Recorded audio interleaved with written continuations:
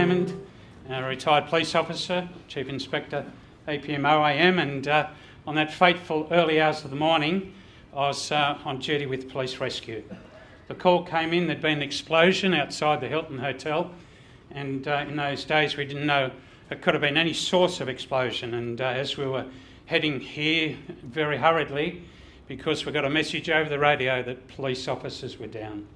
And not only police officers were down, but the message came over to councilmen were down as well. And it brings a lot into your mind, and I was thinking, what was the source of the explosion? Was it gas? Was it petrol? Was it some other ignition source? What was it? The last thing in our minds coming here was that it was an IED or a bomb. And so when we arrived, I saw the massive destruction, both to people and property. I won't take that any further. You can imagine the enormous force that this device had was incredible. It just overwhelmed us looking at the truck for a start. Then we began what we're doing. I'm a former ambulance officer as well, so I went straight into doing pre-hospital care, and then the ambulance officers were there doing that amazing job, fighting for life they were. Of course, some it was too late. But for others, the fight went on very vigorously. And I honour all of those who were with me that early morning here. And when you see, it doesn't matter which service it is, but when you see members down, as we call it, you just go cold, because they're in our family, the police family. And all of you today are members of that family. The fact that you've gone into that invitation and said, I'm going, makes you members of our family. So we're all here at home, and we thank you for that. And lastly, I guess too that looking at the anger of what I felt that day, and people say this was a Hilton Hotel bombing. No, it was Hilton Hotel murder. From a police officer's point of view, this was a homicide. And so that makes it even more grave of those who lost their lives in this regards. And you know what? I was not too long ago over in Los Angeles doing some lecturing at the Los Angeles Police Department. And I had the privilege of having dinner with Bob Vernon, who was previously a Deputy Chief, LAPD. And as we were having dinner, I said to him, Sir, what's the greatest act of bravery that you've ever seen? And he gave me a smile. He said, Gary, I'll tell you what the bravest act of bravery is, and I see it all the time. He said, men and women walking through the gate of the LAPD Academy. That's the greatest act of bravery.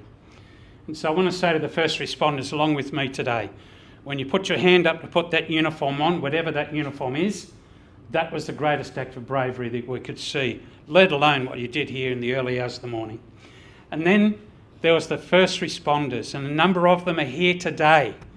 Those first responders who were just going about their business, diverted to come and help those who were laying helpless. And we want to honour and thank each one of you right now. And we're very pleased too to have the family and members of Constable Paul Bermaskew here. I don't want to embarrass you. Would you mind putting your hands up, Paul's family, please? Just put your hands up, if you don't mind. Let's applaud them for being here.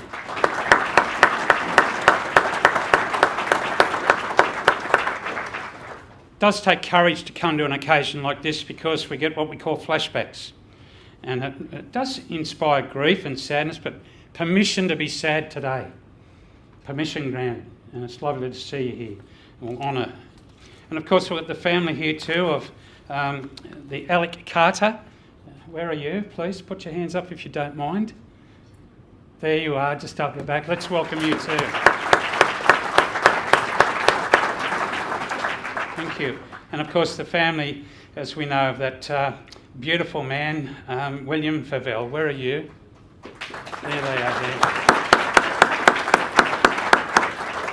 Thank you. We honour you and feel for you. And I've got a saying too. It says, you don't have to stick your head in the garbage to know it stinks. So you didn't have to be here in that morning to feel the empathy for these people, or the empathy for the first responders. You didn't have to be here. You can still have that wonderful empathy. And that's so wonderful, isn't it? I just want to, if you don't mind, I want to give the families in particular, this is for them, an idea of who's here. This will give you all a very good insight into how much we honour you and those that you've lost. Of course, we've got you, the family members. Got here today the Honourable Troy Grant MP, Minister for Police and Minister for Emergency Services. In a busy day in Parliament, he's put it aside to come here. Thank you, sir. The Honourable David Clark, LLB MP. He's the New South Wales Parliamentary Secretary for Justice. Thank you. And of course, the Honourable Luke Foley MP, Leader of the Opposition, New South Wales Parliament, who always supports us during these times. We're very honoured to have my Commissioner, even though I'm retired, I still consider him my Commissioner, Michael Fuller, APM, our Commissioner of Police New South Wales. Thank you so much for being here. And we've also got Peter Primrose, MLC, the Shadow Minister for Local Government, New South Wales, the Honourable Anna Watson MP, the Member for Shellharbour, New South Wales Parliament, Leanne Close, APM, Assistant Commissioner, Australian Federal Police, Dave Hudson, APM, Deputy Commissioner, New South Wales Police, Catherine Byrne, APM, Deputy Commissioner, New South Wales Police, Michael Willing, the Assistant Commissioner, Commander, Counter-Terrorism and Special Tactics, Command of the New South Wales Police Force. And we've got the Acting Commissioner, Leanne Close, APM, from the Australian Federal Police. It's so good you've come all the way up to be with us today, and more about you and your contingent shortly. Mark Walton, APM, Assistant Commissioner, Commander, Central Metropolitan Region, New South Wales Police Force. Chris Sheehan, Commander, State Manager, Australian Federal Police. Councillor Linda Scott, who's a councillor in the City of Sydney and President of the Local Government, New South Wales. What do you reckon, families, so far? They've come here for you, and it's not finished. Donna Reigate, CEO, Local Government, New South Wales. Superintendent Peter Strathis from Fire and Rescue, New South Wales. And a lot of your colleagues were here that early morning too, Peter. Dominic Morgan, ASM, Chief Executive, New South Wales Ambulance. And on the pictorial presentation, you're going to see the first responders. And there's a number of them here today. Just pause there for a moment. Were those first responders from the emergency services just who were here that morning? Please raise your hands. Don't be shy. There they are. There they are. Let's give them a clap.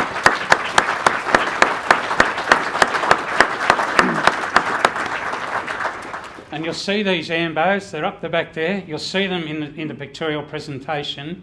And keep in mind, we didn't know whether there was a second device or a sniper or anything else around, but we came and did our duty anyway. Dave Dutton, BM, ASM, Assistant Commissioner, New South Wales Ambulance. Thanks for being here. Steve York, AFSM, Assistant Commissioner, New South Wales Rural Fire Service.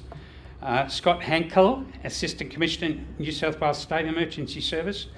Steve Milgate, OAM, ESM, Regional Coordinator, New South Wales Volunteer Rescue Association, and Kerry Milgate. Kalia Mernon, General Secretary, New South Wales ALP, thank you. Mark Morey, General Secretary, Unions, New South Wales. Graham Kelly, General Secretary, United Services Union.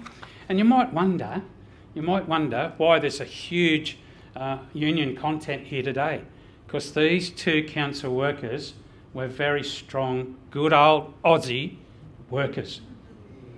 And they were represented, and of course that's important, I think, in today's world, but they were just good blokes going about their business that evening, never got home, and that's really, really sad, isn't it? We've got Mark Lennon, President, New South Wales ALP. Scott Webber, President, Police Association, New South Wales. Inspector Paul Bousfeld, New South Wales Police Legacy. And Detective Senior Constable Esther McKay, retired. Police Post-Trauma Support Group, New South Wales. And Police Legacy Backup for Life program. It's a new program that Police Legacy has initiated. And when cops get into trouble, and I'm sure the other services have similar, we need backup. And everybody drops everything to do that. And that's what this program is for those retired. Incremental Sergeant Neil Purvis and Colleen Purvis, Detective Sergeant Steve Bensley, Nick Pavlov, and Naomi Baldwin. They're from the Retired Police Association, New South Wales. You'll notice them because they've got the blue tie and the blue scarf. You can't miss them, can you? And thank you for coming over here. That's wonderful. We've got Kevin Adamson, who's Peer Support and Welfare Officer, Australian Paramedics Association, New South Wales branch, and Martha Jabor, CEO, Homicide Victim Support Group and Grace's Place. Now, just pausing there for a minute, I don't know if you knew that I was on the Anita Cobby murder inquiry when I became a detective, one of the most shocking crimes in the state of New South Wales. But we arrested the 5 individuals. They're doing life in prison. But I was meeting with Gary Lynch one day having a coffee, and he was, of course, Anita Cobby's father. And he looked at me and he grabbed my hands and he said, "Gary, something good has to come out of something bad." And I said, "I agree with you." Well, firstly, there was the formation of the Homicide Victim Support Group. Secondly, now, listen to this one. We're constructing a world-first little centre for those children left after a homicide. A world first. And Martha and myself and the team, something good. It's the same as this. Well, you were talking about this morning. After the death of your brother, you said good things came out of it. Now, it wasn't good, don't get us wrong, but good things are coming out of it, and they always do. Well, thank you for that reminder. And nearly there, Major Andrew Schofield from the Salvation Army. He's a court chaplain. And Detective Inspector John Wakefield, retired OAM, and Susan Wakefield, OAM, she too a former police officer. And they're sort of representing the New South Wales Police Pistol Club, in which Paul Bermaskew was a member. We've got Barry Goby, OAM JP, and Meredith Knight JP. They're from the Granville Train Disaster Association. And that's wonderful, they've come to support us. Detective Chief Inspector Jeff Allen, retired from the Christian Police Fellowship of New South Wales. And Mr Chris Darcy, Miss Adele Gago, and Miss Amanda Green from Search Dogs, Sydney. They're a volunteer group that go to incidents when they're invited to search. Mr Ivan Kelly from Rotary International, and he's also laying a wreath for the Australian Commandos Association, New South Wales branch. John Atkinson, retired, who's in charge of the Ambulance Museum, and we've got Matthew Kearney, Director of Missions, St Vincent's Hospital. Isn't that a wonderful list of people? And they're here for you, and for you. It's amazing. Just some quick apologies. His Excellency General, the Honourable David Hurley, AC DSC, retired Governor of New South Wales. The Honourable Malcolm Turnbull MP, Prime Minister of Australia. The Honourable Bill Shorten MP, Leader of the Federal Opposition. Honourable Gladys Berejiklian MP, Premier of New South Wales. The Honourable Mark Speakman, SC MP, Attorney General of New South Wales. And the Honourable David Elliott MP, Minister for Counter-Terrorism, Corrections and Veteran Affairs. Clover Moore, the Lord Mayor of Sydney. Commissioner Paul Baxter, AFSM, Fire and Rescue Commissioner, New South Wales. Shane Fitzgibbons, AFSM, Commissioner of New South Wales Fire Service. Mr Paul Biscoe, OAM President, Retired Police Association. And Steve Burney, President of the United Services Union. And we know today's a sitting Parliament Day, so it's not hard to escape, but you're here and the others had to be an apology, and we understand that totally. Please pass on our understanding. Finally, some thanks for the day, and then we'll get on with our incredible service. Just like to thank very specially Detective Chief Inspector Carolyn O'Hare, AMP. Tirelessly worked for this, and I couldn't have done it without her. And there she's sitting. Put your hand up, please, Carolyn. There she is sitting over there.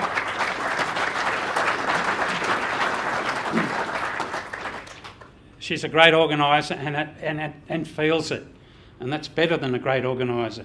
And so thank you. I couldn't have done it without you and what you did. I honour you in front of all these people today. We've got the Hilton Hotel. I won't mention it publicly, but there's a lot of money to hire this room and the facilities. The Hilton has given it to us at no cost. No cost.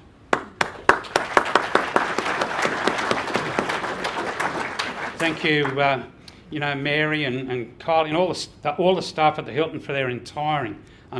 We've got the police band. Thank you for coming today. And police protocol, thank you for you. Barry Goby, OAM JP, is working the computer up the back. He's a former ambulance officer himself. And Barry was actually the first, we found the case slip, the first ambulance on the scene of the Granville train disaster. Thanks for doing that, mate. And you'll see some gentlemen getting around with cameras. They're our official photographers, Paul Slizard, Christopher Saville and Gus Baker. Now, if you don't want to be photographed, just let them know. Just say, not me, and they'll honour that for you, for sure. Kelly Gale from the United Services Union, she did a lot of organisation, didn't she? Carol, she did fantastic. Yeah, thank you. And what about, ma'am, your people? Superintendent Mick Travers, APM, Detective Sergeant Vince Pennell, APN, from the Australian Federal Police and their whole team, who, we were down to see them off last night at about 9 p.m, did a charity walk for a number of charities, Police Welfare Foundation, New South Wales Police Legacy and AFP Police Legacy. They walked 16 kilometres, I believe, in that rather a humid night. We saw them off at 9 and we went up to have a relax and watch telly. That's my walk for the night. And then we came back downstairs. They arrived here at the time, at 12:40, that the bomb went off those 40 years ago. And we stopped there and had just a little informal service and then went up to rest for today.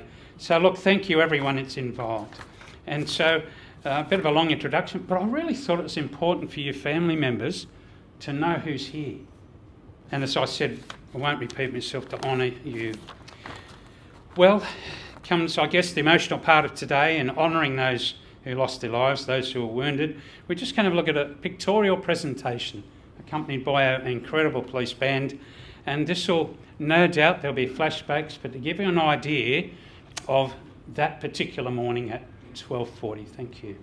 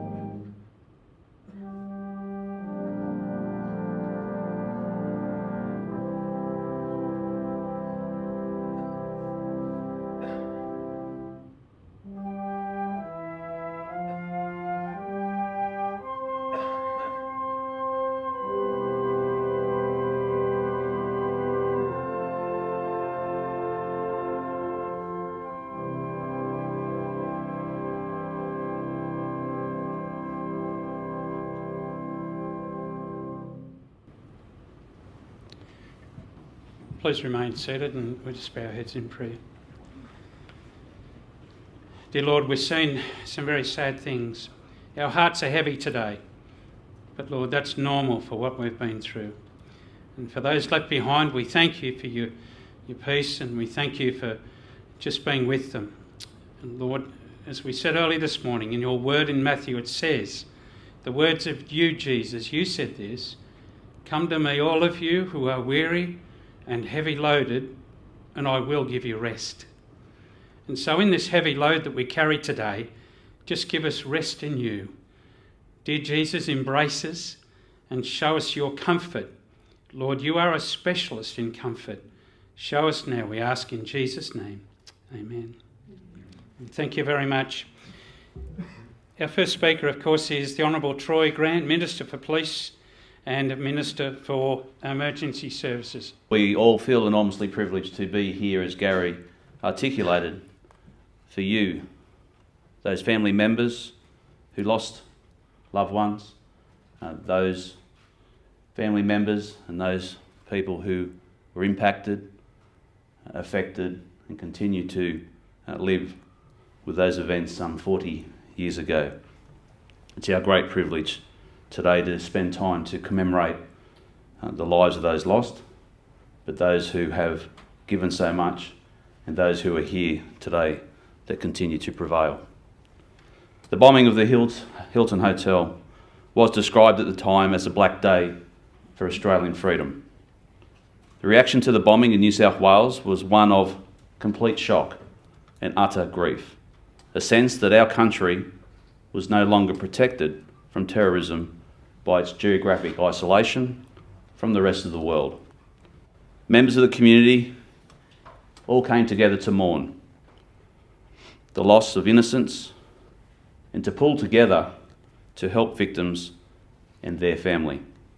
The day of the bombing, the New South Wales Legislative Assembly became a very sombre place as it paused and party leaders offered their condolences to the relatives of the victims. Special prayer services were called for by the Council of Churches in Sydney and held by different religious denominations throughout New South Wales. Fundraising appeals were established to help support the victims' families, and it was remarked by the then Premier, the Honourable Neville Wran, that the bombing was so un-Australian that the country would probably never be the same again. He also said that for the first time in our history, terrorism against innocent and uninvolved people has become a fact in our country. And unfortunately, it is a fact that remains to this day. A reward of $100,000 for information leading to the conviction of the bomber or bombers by the New South Wales and Commonwealth governments was announced just days after the bombing. It was the biggest reward offered in Australian history at the time. And during the announcement, the New South Wales government said there would be no compromise for a terrorist. There will be no mercy for people who plant bombs. In 1987, the reward was increased to $250,000. And although the Hilton bombing occurred 40 years ago, today is about the commemoration for the victims, the lives of those around them, their families, their loved ones, their friends, and the broader community were shattered. I'd like to reflect on those victims. William Arthur Favell, 36 years of age, affectionately known as Bill, or also known as Bluey, or Dad. He was a husband to Jeanette, also known to those close to her as Betty, and father to Cassandra, who was only 1 year younger than me at the time, 7 years of age. Bill was killed instantly. Alec Raymond Carter, 37 years of age, who was husband to Jean and father to Christine and Suzanne, aged 7 and 9 years of age at the time. Alec was also killed instantly. Constable First Class Paul Bermistru, who was 31 years of age, a son, a brother and a fiancé. Paul suffered serious head injuries and died of his wounds 9 days after the attack on the 22nd of February 1978. Bill Ebb, who was 46 years of age, a City of Sydney council worker and driver of the garbage truck, suffered serious injuries from the blast of the explosion. Sergeant Arthur Edward Horton, known affectionately as John, who was 46 years of age, suffered shrapnel wounds.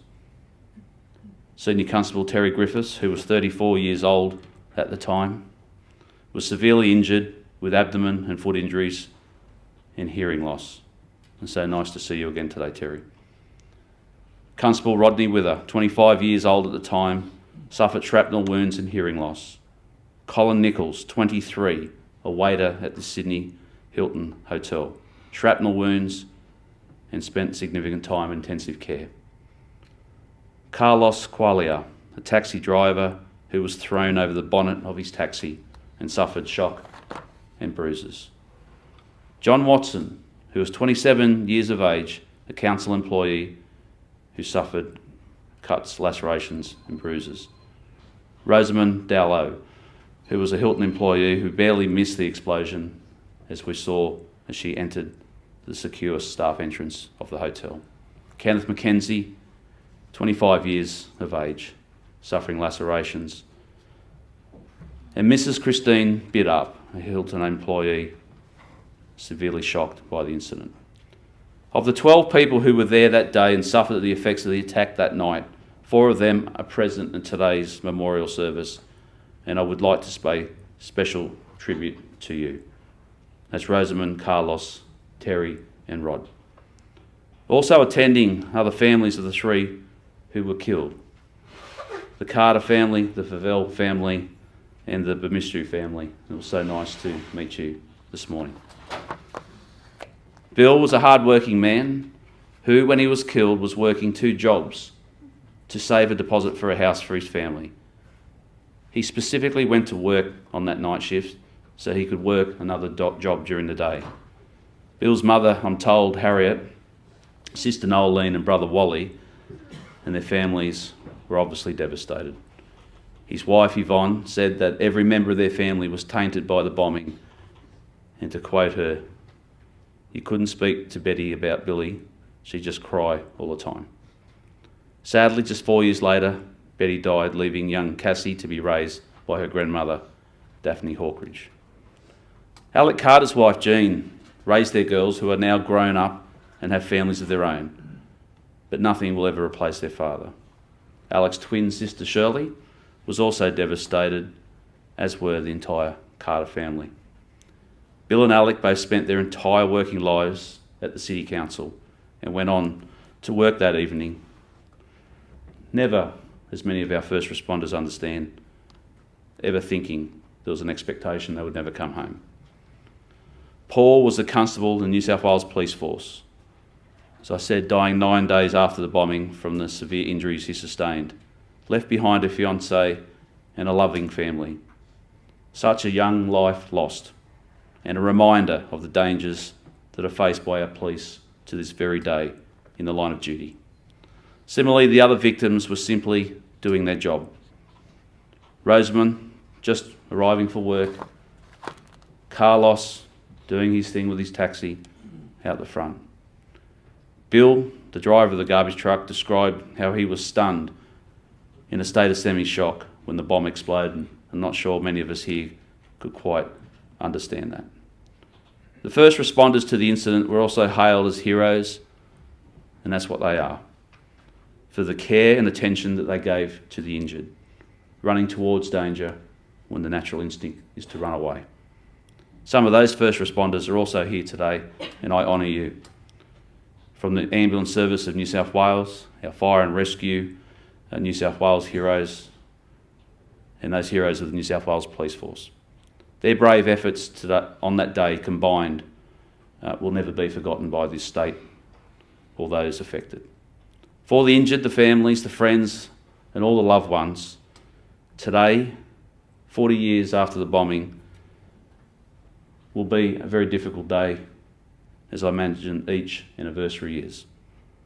that this memorial service has been conducted for us to show you that we're still with you, and we still want to take this time to reflect and remember, and more importantly, honour you, your perseverance and how you have prevailed, but more importantly, to honour all the victims.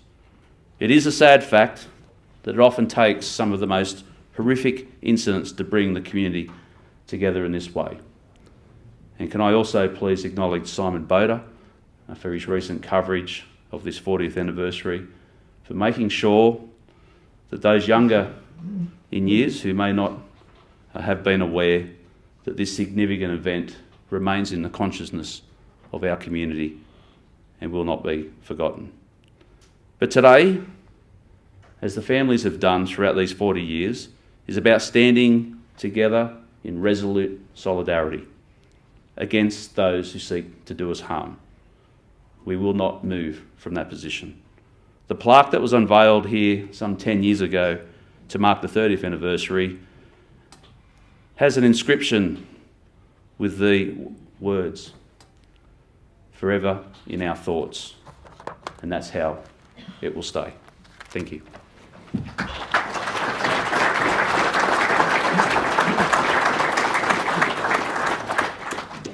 Thank you very much for those words. And Simon, thank you very much. I had you later on to be thanked, but the minister beat me to it. No, thank you for your very kindness in not only Grace This Place and the Homicide Victims Support Group, which you support, but also for that very, very touching story. And many people have fed back and said what a wonderful, wonderful thing it was to reflect it. So thank you very much. And a very good friend of ours as well, our next speaker, the Honourable Luke Foley, MP, New South Wales Parliamentary Opposition Leader. Thank you, sir, for coming and speaking. Well, thank you, Chief Inspector Gary Raymond, for once again bringing us all together, to the Minister, the Commissioner, distinguished guests, and most importantly, members of the extended Bemistru, Carter and Favell families. In that hour after midnight, exactly 40 years ago, on the 13th of February 1978, we can say that Australia changed, and we recall the scenes. I was born in 1970. I was 7.5, and it's one of the first things I remember from growing up in Sydney. Those scenes of the immediate aftermath of the explosion, with policemen and firefighters everywhere, sirens, lights, ambulances, paramedics working frantically, individuals wandering dazed. So we of course acknowledge the first responders, some of whom are with us today, as they are every year. And you know, that we remember that kind of sickening dismay that accompanies always a terrible act that's aimed at innocent people. Inside the building, of course, were about a dozen foreign leaders in Australia for the Commonwealth Heads of Government meeting. Prime Minister Fraser was there, as was Premier Rann. The army was called in. I think there were close to 2,000 soldiers on the streets later that day. So we remember those scenes, but we still gather every year on this day to, above all else, share what's at the heart of this anniversary: private grief, the grief of three families, three ordinary workers, two Sydney Council garbagemen, Alec Carter and William Favell, killed instantly, and a policeman, a police officer, Constable First Class Paul Bemistru, 31 years old. I'm told his family came here to Australia as migrants when he was only 13 years old. And after he succumbed to his injuries 9 days after the explosion, his funeral was held at the Russian Orthodox Church in Strathfield, and he was buried at Rookwood in my local electorate. And I think it reflects so well on the police force and the trade unions, two great institutions of a free and democratic society, that they still gather to honour their dead 40 years on. It speaks well of the culture of the police force and of the trade unions in our state. And in 40 years' time, I think, knowing what I know of the police force and knowing what I know of the Municipal Employees Union, now the United Services Union, I know that this gathering will still be taking place. So we think of the solidarity and compassion that was displayed at the time, fundraising functions held by the unions at the Revesby Workers Club, the Newcastle Leagues Club, to assist the injured, to assist the families of the deceased. But of course, in the end, 40 years on, we're left with 3 family tragedies. 3 men who went to work who never came home to their families. And Troy spoke of the children, of the council workers. I was 7 at the time. Both had 7-year-old daughters. I do not know what it's like to have a father murdered, but I lost my father at 7 in that year, 1978, and I know what it's like to grow up without a father.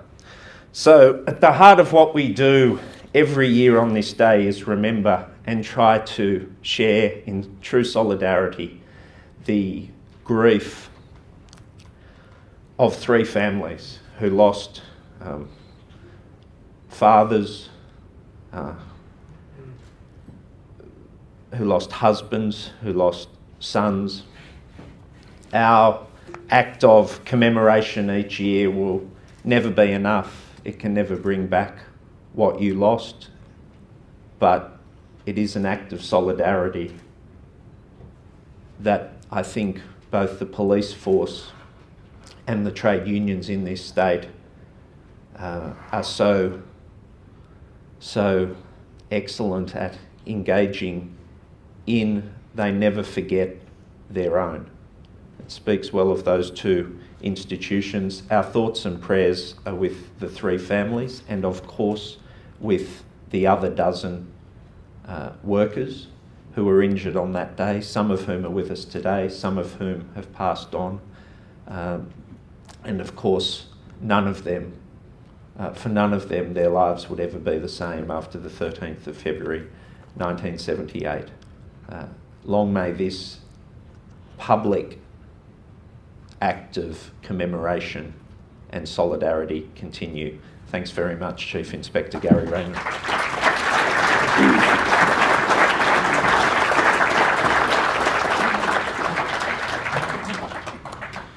Thank you, and it does our heart good, doesn't it, to see people who are, I guess, politically at each end of the spectrum yet together here today. And that's what Australia is.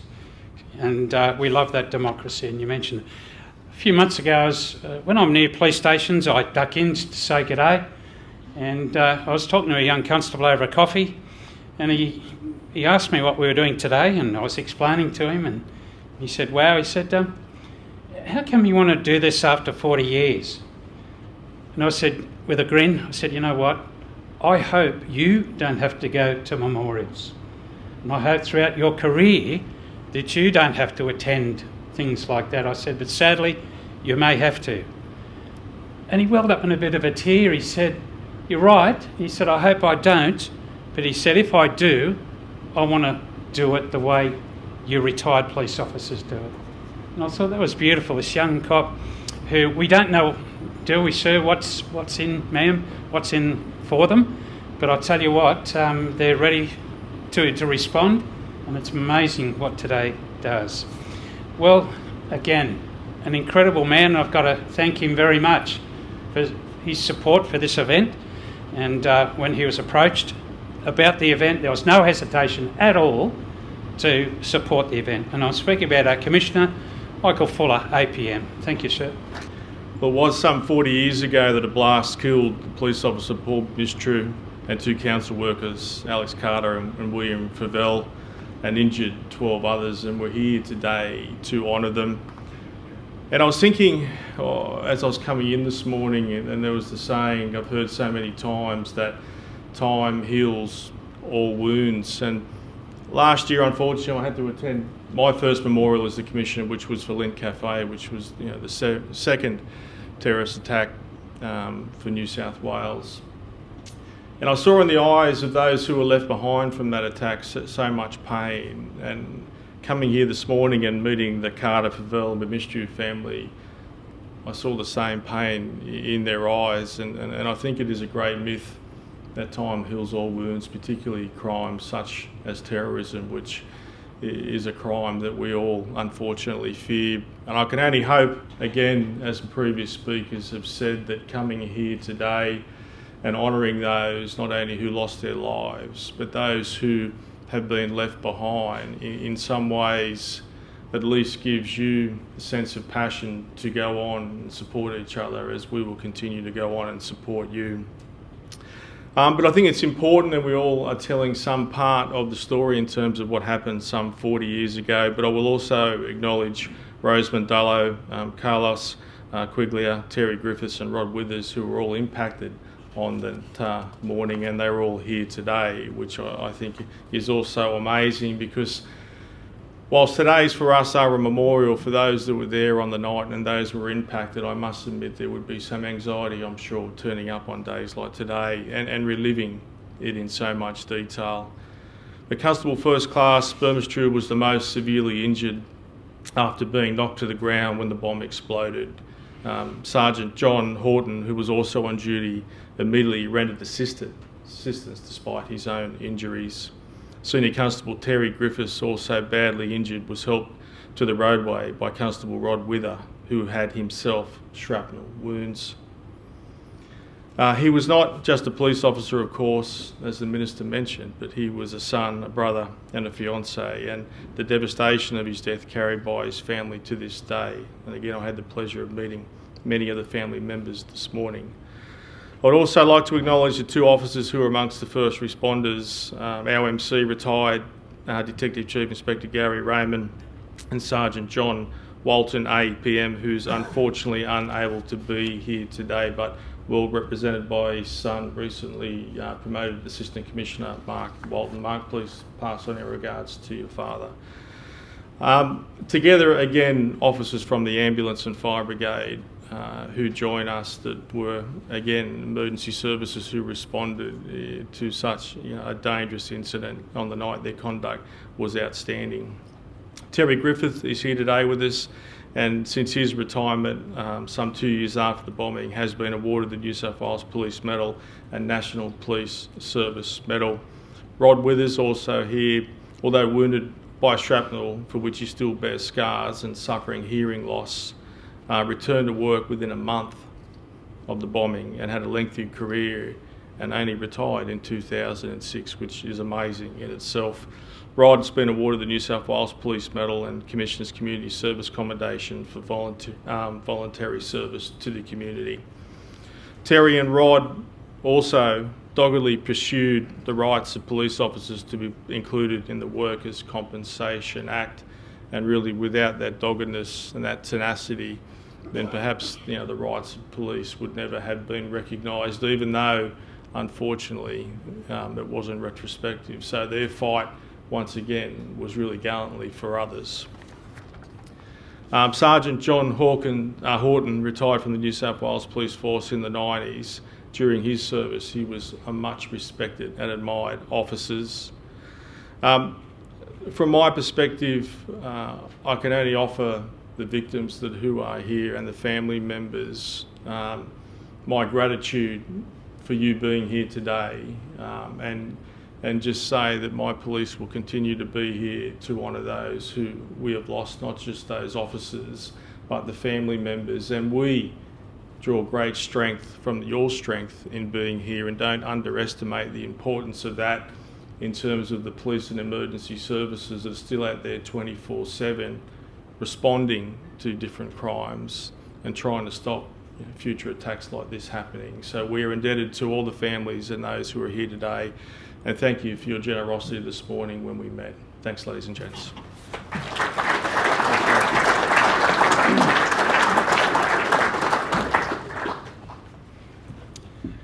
Thanks very much, sir. And we know that all of our speakers have been heartfelt words today, and for that we thank you. And it was a great honour to have our Australian Federal Police walking team last night, but there was some aftermath of the bomber for the AFP, and again, it was something good came out of something so bad, as Gary Lynch and as Cobby's dad said, and we can attest to that. And it's a great honour for us today to have Leanne Close, APM, the Acting Commissioner, Australian Federal Police. Thank you, ma'am, for speaking. Australia. The AFP's first Commissioner, Sir Colin Wood, also had experience in the IRA bombing campaigns in the UK and brought with him practical experience to guide the AFP in counter-terrorism operations. And he was a very strong advocate for close cooperation between law enforcement agencies in the states and the Commonwealth. In speaking for the AFP, I can certainly say that our counter-terrorism functions now are undertaken with the highest levels of collaboration across all of our state territory colleagues, with the Australian intelligence community, and obviously with our law enforcement partners overseas. The AFP's commitment also covers the length and breadth of working with the Australian community, and we work with partner agencies, families, communities and non-public institutions.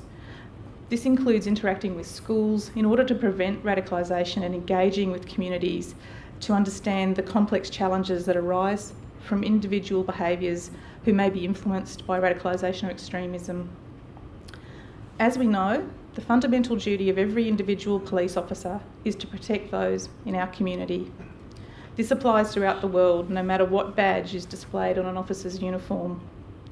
Today, 40 years after the Hilton bombing took place, we're all here in remembrance of those who are irrevocably affected by the blast.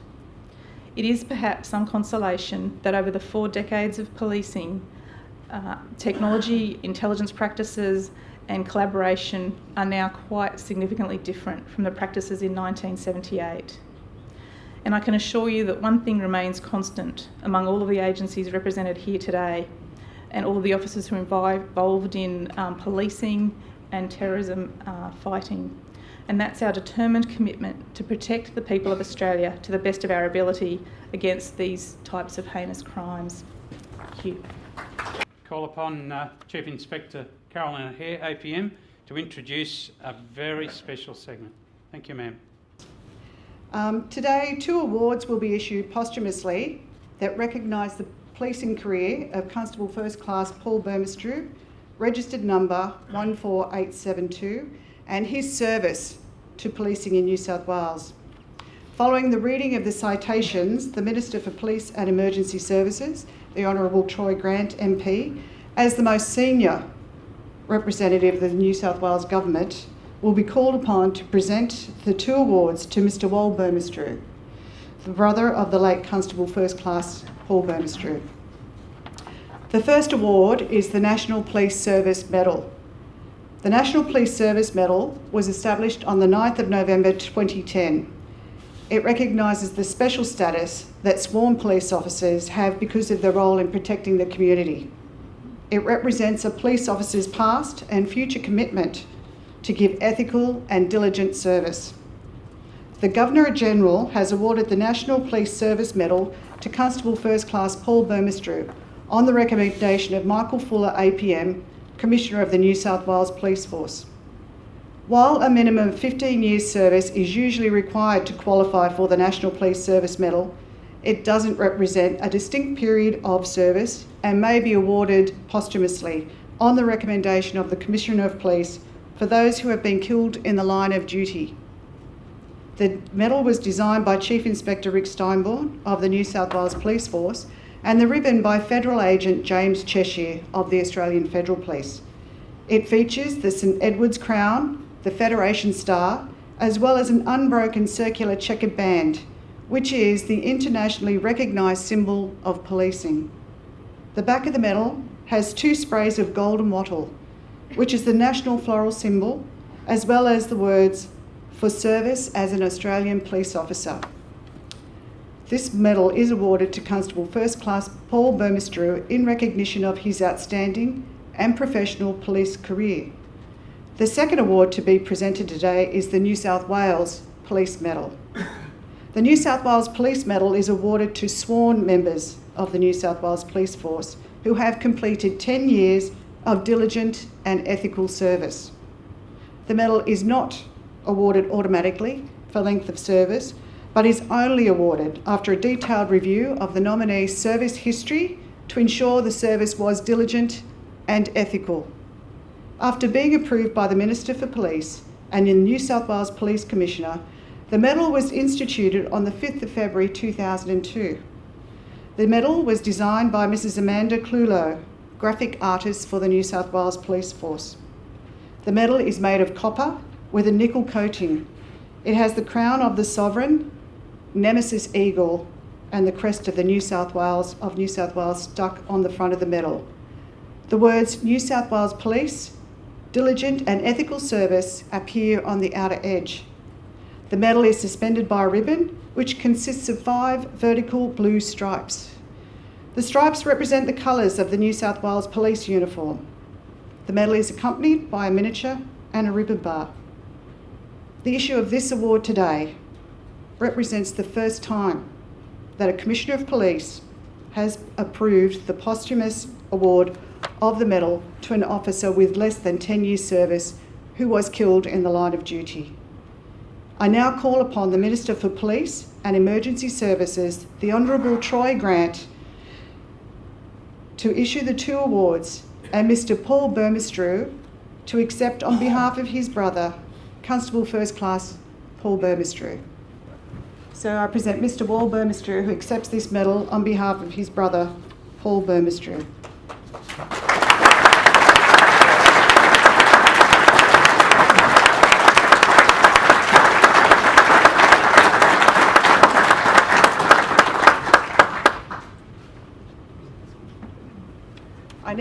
I call upon the Commissioner of Police, Mr. Michael Fuller, APM, to present the New South Wales Police Medal to Mr. Paul Burmistrew on behalf of his brother. He's accepting it.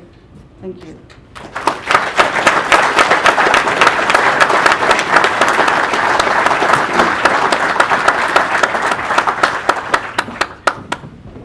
Thank you for that special presentation, and thank you, sir, for approving it. I don't think you'll realise the significance it has to not only the family, but also to the wider community at large. It was a great gesture, and thank you, Carolyn, for doing that.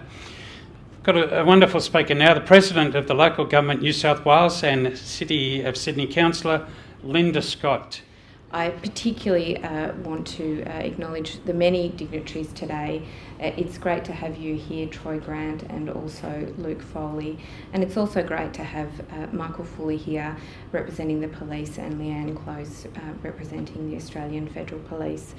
I also especially want to acknowledge Graham Kelly, the General Secretary of the United Services Union, but most importantly, the friends and family of the 3 men who died on this tragic day 40 years ago, and the many people, the other victims, the first responders who were there on that day.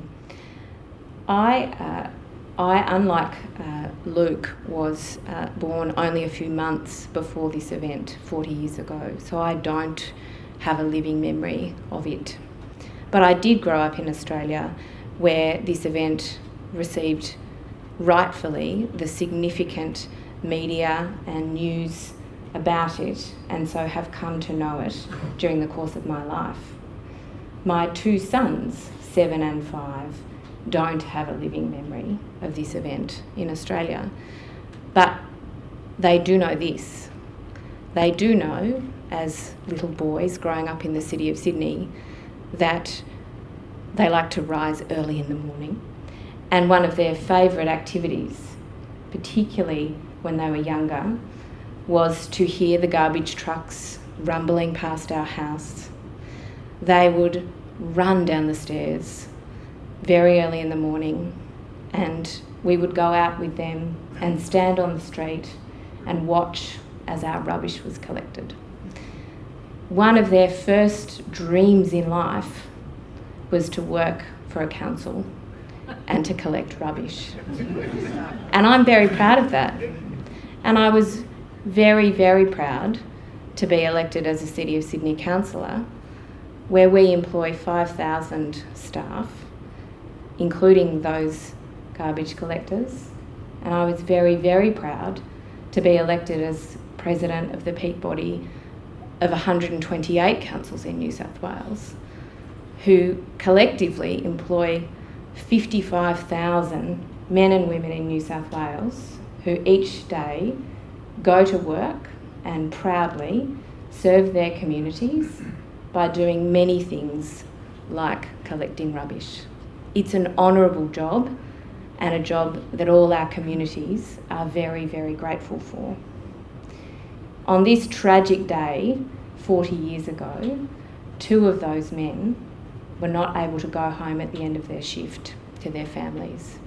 And of course, that tragic day also, where we lost one of our first responders, a New South Wales police officer. I can't help but think of my sons and when they grow up, what they choose to be. And I can't help but think of the 55,000 staff who work for our councils in New South Wales, and each and every day that all of our mayors and councillors are doing a good job to ensure that all of those staff can go home safely.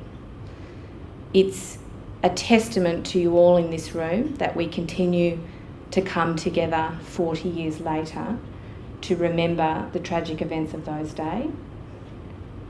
this day and to ensure that we're all doing what we can to prevent attacks like this in future. It's a great honour to be here, both on behalf of the City of Sydney Council and also on behalf of Local Government New South Wales. And I assure you that I am very committed to ensuring that we continue to remember these 3 men, that we continue to remember those of you who were there on the day, and we continue to do all we can as councils to prevent these kinds of events from ever happening again.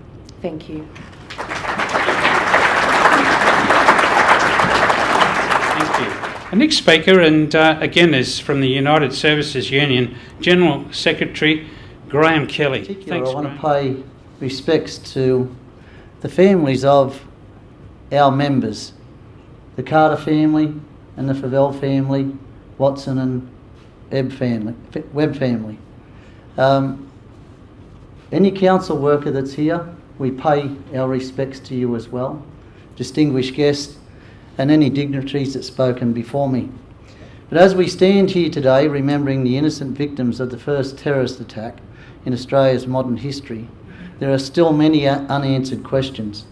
What we do know is that on this day 40 years ago, Alec Carter and William Favell said goodbye to their wives and children, headed off on an ordinary day's work, but didn't come home. With them were fellow City Council workers, John Watson and Bill Ebb. As the men worked their way along George Street, emptying the rubbish bins, they could not have known what was hidden in the garbage bin, an explosive device. Just after 12:40 a.m, as the garbage truck compacted, the bomb detonated, blasting out shrapnel that killed both Alec and William. John and Bill were also injured by the blast. Several police officers guarding the hotel were struck. Constable Paul Burmistrew died from his injuries in hospital, and Constable Terry Griffiths, who's here today, survived but suffered horrific injuries. But there were many more victims on this day of terror. William's daughter Cassandra, who is here today, was just 7 when she lost her father. William also left behind his wife Jeanette, while Alec's wife Jean and young daughters Susan and Christine received the same tragic news later that morning. Many other people were left with scars, physical and emotional, as a result of the bomb blast. Union members rallied to support the family, raising much needed funds in 3 months to support the families. But 40 years on, they still don't have closure. They don't know who planted the bomb that day or what their motivations were. There's no doubt that, somewhere in the community, there are people that know who was responsible for this attack. I'd appeal to those people today, for the sake of the 3 families who lost loved ones, come forward and provide the answers that they have been waiting decades for. When this explosive device detonated outside the Hilton, it didn't just maim and kill those present, it caused devastating and lasting damage to so many other people. Today we remember not only the sacrifice of these 3 men killed while serving the community, but also the countless other victims of the attack. And we continue to uphold our pledge that the Municipal Employees Union made 40 years ago, and we commit to the families of this tragic act that we will never let it be forgotten. Thank you.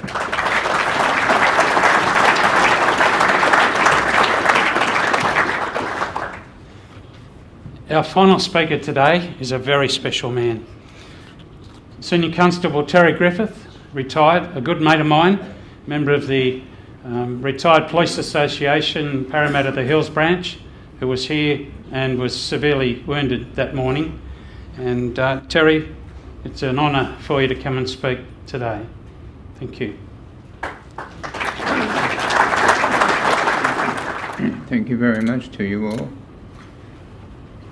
It's wonderful to see such a response at a time like this, when it happened so many years ago, to know that our love for one another is stronger than any bomb that can let off.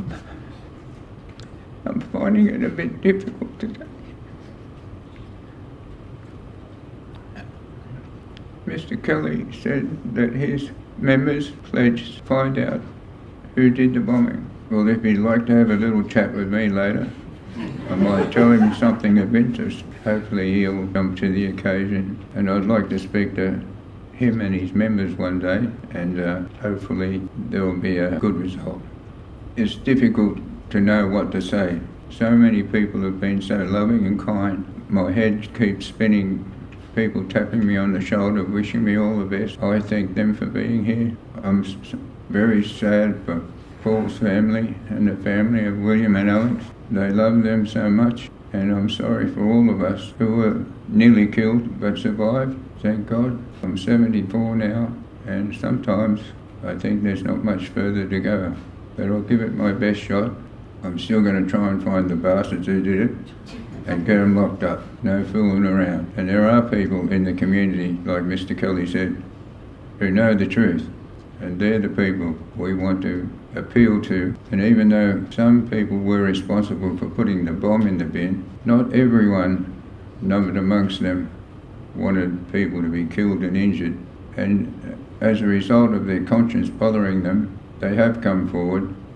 They have given very vital information, evidence and hearsay. And I appeal to everyone who has the power and the authority to look into the matter again, and I hope they'll take me seriously, not because of me personally, but the triple murder in George Street, Sydney, comes within the scope of the New South Wales Police Force to investigate crime that's committed within its borders. And since the bombing, unfortunately, we had the federal government close the door on anyone investigating anything to do with crime committed by our Secret Service. As a result of the bombing, the 1979 ASIO Act was created, and as a result of that, we can't get the people before the courts who is responsible for the bombing. So I hope you all, when you leave here today,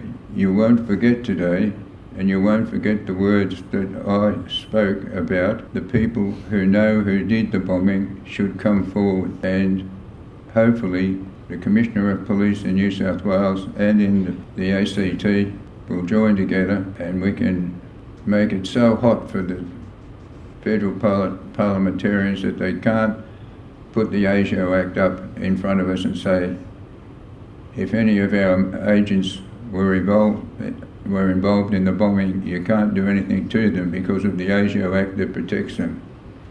So in other words, we have a Prime Minister who says the first duty of every parliamentarian is to protect all the people. Well, it's been 40 years waiting for us all to be protected by those who might kill and or injure us, but the federal government has failed to do so. On the 9th of December 1991, the New South Wales Parliament unanimously voted to hold an inquiry into the Hilton bombing because they all believed that the Defence Forces and the people in charge of security were responsible for the planning of the bomb. And it's a long story, and it's not for me to delay these proceedings any longer. And God bless you all, and God bless me. Thank you very much. Thank you, Gary. Shall we pray? Heavenly Father, we thank you that today that we can come together and we can remember. And Lord, we don't believe that there is any such thing as closure, but we know that as the days go by, we learn to cope. We learn to cope a bit better. So it's my prayer today, dear Lord, for these families of these dear people who have lost their lives in this tragedy, but feel your peace, your comfort, and your reassurance that today they are not alone. By the amount of people gathered in this room today, dear Lord, it is very evident that people do care. People still remember, and that as a result of this memory, that it's my prayer that these people today will know your peace with them. I pray, dear Lord, for the emergency services workers, for the police, the fire, the ambulance, everyone who was involved that day, everyone who continues to be involved in emergency service and disaster these days, that when they leave their house of a morning, that they will be protected. I pray, dear Lord, that we will continue never to give up, never to give in all hatred and all fear. So it's my prayer today that as we love you, we will know to love each other, and that we will not be afraid of these people and these things that come against us, but we will stand up and be vigilant.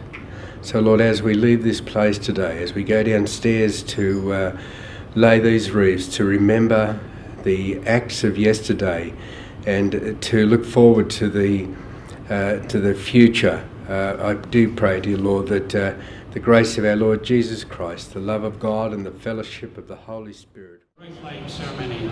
Firstly, the families of those who lost a loved one.